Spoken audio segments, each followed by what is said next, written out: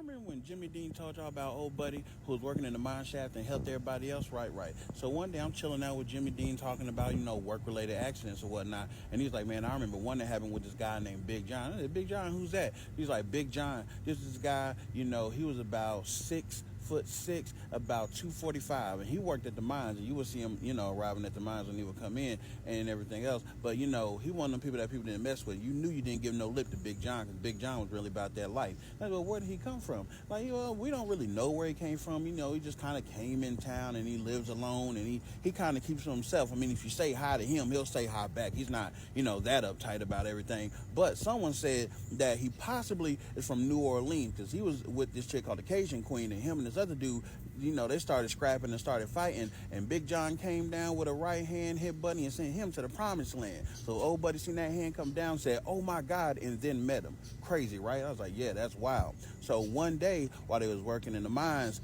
some timber started to crack. And when it started to crack, these men started crying out and yelling, because they all thought they breathing their last breath, except Big John. Big John knew what to do.